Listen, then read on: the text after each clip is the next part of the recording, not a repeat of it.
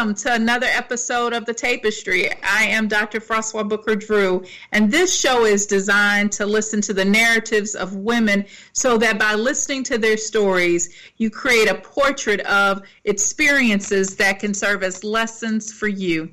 And today we have another amazing guest. And I know I say that all the time, but they're all amazing. And so today you're going to learn more about Elizabeth Henneke. Elizabeth is simply incredible, and you'll see that as we're talking. She is the founder of Lone Star Justice Alliance, but she hails from a family of law enforcement officers. Even as a child, Elizabeth recognized the tension between her family's commitment to fairness and a system plagued by racial inequality, incompetent lawyers, and arbitrary sentences. By high school, Elizabeth was committed to seeking out fair and just outcomes in the criminal justice system. Her organization, Lone Star Justice Alliance, is a nonprofit that improves the lives of youth and emerging adults in the justice system. LSJA brings systemic solutions, strategic partnerships, and collaborative advocacy to address the injustices and inequities prevalent in the criminal legal system. Elizabeth, you didn't tell a fraction of your education background and everything that you've done. She is a rock star, and she didn't even include all of that. So we'll get to that. Elizabeth, thank you for being here. Thank you, Dr. Booker Drew. I'm thrilled to be here. Well, I am so excited to spend some time with you because I wanted to focus on today allyship. It's a word that we hear so much. What does that mean? I mean, I think for me, it's really about just showing up with your authentic self to support your friends and the people that you work with. And sometimes that means calling out racial inequity, gender bias, and other forms of oppression that keep our friends and our neighbors and our colleagues from being their true authentic selves as well.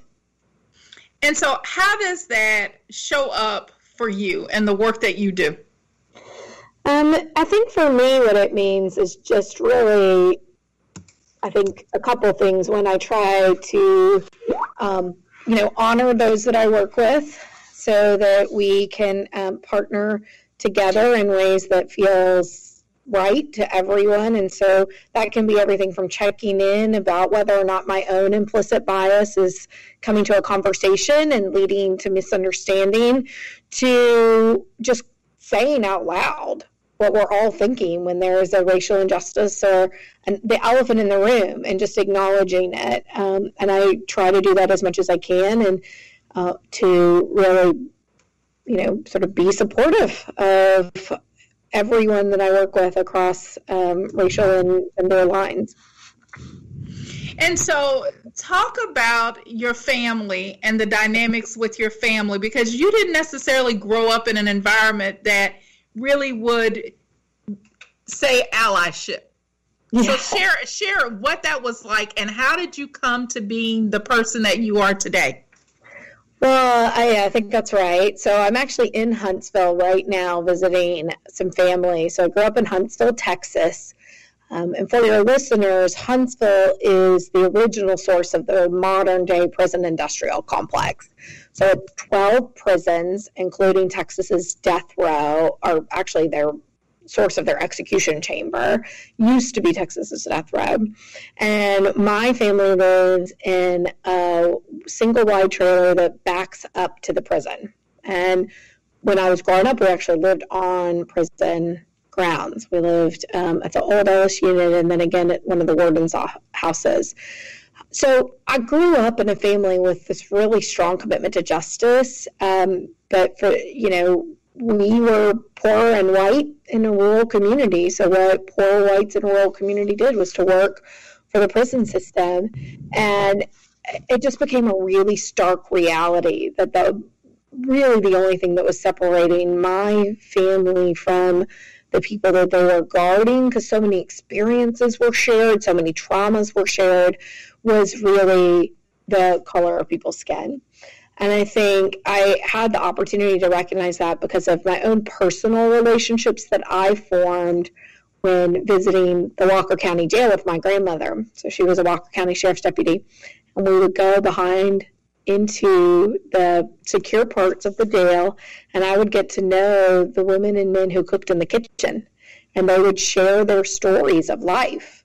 And it was just really clear to me that there was so much more in common with the people behind the bars than any simple explanation could, eliminate.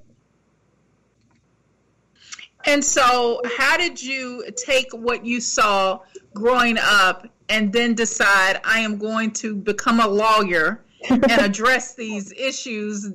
How did that happen? Well, so about my high school, I was really, deeply troubled by what I was seeing. I started going to watch trials. So I would go to the local courthouse and I would watch a trial, and I would see so many people of color just, running through the system again and again and again. And I was lucky enough to observe a couple of lawyers who made such a huge difference in the lives of their clients, really just by treating them with humanity and listening to them and advocating for them. I didn't really have the context or the education to understand what it all meant, though.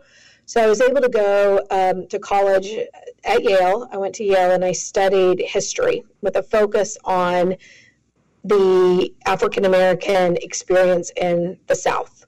So I wrote a thesis on Jim Crow legislation. I really delved into the scholarship around race and how it was developed in the historical antecedents of the ways in which Black and white and brown people have been separated in our country, and tried everything I could to just get a better understanding of what was so disturbing about the way I grew up. And from there, from that point forward, I had tools. I had the tools to actually do something about it. And so let's talk about this, because I think for a lot of listeners, and we're going to talk about what you actually do, but for a lot of listeners, it may be that they feel that all these folks that you're seeing did it. So why shouldn't they be incarcerated? And so what is the racial inequity that exists for folks who obviously committed the crime? And I don't necessarily believe that way, but that is the belief of a lot of people. So explain that and what these inequities really look like. Well, and I think it's helpful just to take a step back for a minute and think about what our criminal justice system is. So I'm going to talk about Texas specifically, although, the story could be extrapolated all over the country. But in Texas, we spend $5 billion a year to incarcerate 150,000 people, 3/4 of whom are people of color.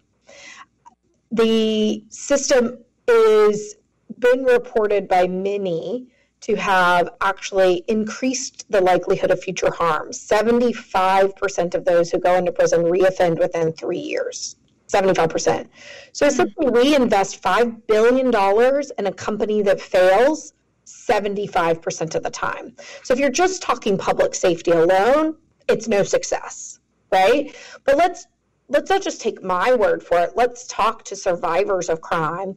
And there's a recent study that asked survivors of crime about their experience. And you know what it found? It found that 52% of survivors of crime never even reported it to the criminal justice system because they preferred nothing over everything that our system had to offer it. And keep in mind, this is the most expensive and comprehensive justice system in the history of mankind. And again, the majority of survivors prefer nothing over everything we offer. And so just from that standpoint, let's set aside the focus on the individual defendant and whether or not they, quote unquote, deserve a second chance. There's a lot of language about deserving a second chance. Let's talk about our society. We're spending a lot of money on something that actually can increase public safety risk. No one wants that. Right? Which is why there's really big bipartisan support for it. And so when you when you find out that there's a system that's failing, you have to start asking yourself, why do we continue to invest $5 billion in a company that fails 75% of the time? And to answer that question, you have to look to history. What was that system developed to fix, right? What problem was that system solving? And the history explains to us, and Michelle Alexander has done a really amazing job, The New Jim Crow. I take it you've read that. Yeah, I'm very familiar with it. It's been a while since I've read it, but yes. It's such a good book, and I highly recommend that book to your listeners, although I also really like a book called Texas Tough, The Rise of America's Prisons. It talks about the antecedents. That's by Robert Perkinson. But these books, what they describe is, how did we even launch? What problem were we solving? And when you look at that, what you recognize is that the system that we currently have was in response to emancipation. And it was a response to needing Black labor to continue to run plantations. And we still have that in place in Huntsville. I mean, literally, I drove past the prison farm that used to be a plantation to get to where we're recording this podcast from. I walked through the old plantation. I drove through the old plantation that currently there are Black men on horses raising other horses. It's a palpable reminder that plantations were turned into prisons, and the system functions as it was designed to do, right? Make no mistake, it functions as designed. So if you want to change it, we have to have a new purpose, and we have to fundamentally redesign it. And so what does that look like? So that's where we come in. I know. So after years of studying this, and I should note, I also was a law professor at University of Southern California Law, where I continued my studies. And what I came up with was that we had some alternatives available to us. So recent research has indicated that by providing a multidisciplinary wraparound services to people who have behavioral challenges that have led them into the criminal justice system, we can reduce recidivism from 75 to 10%. 75 to 10% at a fraction of the cost of the existing system. And yet those studies have not produced a large scale shift in our system. And I asked myself why, and I actually asked a lot of people why.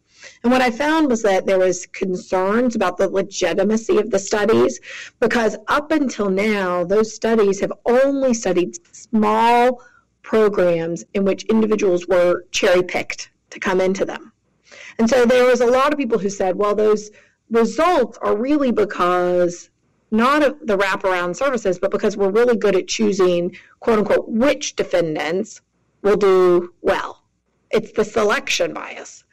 So Lone Star Justice Alliance partnered with Harvard's Access to Justice Lab, Texas A&M's Public Policy Institute, and the UT Health Sciences Center to take the lessons learned from those small-scale studies and design a randomized controlled trial where we admit 1 out of every 2 17 to 24-year-olds into these services, these wraparound services, and then we study the difference between the current control, the criminal justice system, and the Lone Star Justice Alliance's transformative justice model.